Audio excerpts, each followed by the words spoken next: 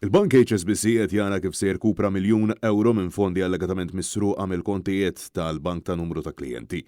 Dan wara li l-ġurnal Sunday Times of Malta żvela li ex-manager tal-HSBC Kenneth Gauci ammetta li ħa flus b'mod mhux awtorizzat mill-kontijiet bankarji ta' klijenti kif ukoll għamel firem follows biex fost l-oħrajn isostni Farm House lussuża fis-Siġġiewi u jgawdi n-namra li għandu għal safar eżotiċi.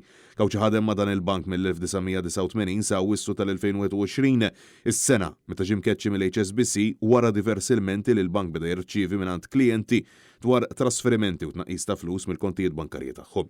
Fil-qorti ċivili kelliema l-bank ammettew illi sallum mhumiex ċerti kemm laqat nies u kemm hemm flejjes involuti fil-frodi allegatament imwettaq minn Gauci ma saħqu li jafhem aktar klijenti illi lanqas biss għandhom idea illi ġew ifrodati. Minħa l-oħra kienet Gauci qed jiġħad li seraq l-ammonti li qed isemmi l-bank kif inizjalment huwa ammetta li froda 6 klijenti iżda investigazzjoni interna konkludiet illi kien hemm ħafna aktar. Skont l-istess Gauci huwa beda jwettaq dal-aġir fl-2017 bil-bank jindunax qed jagħmel il-manager sentejn wara.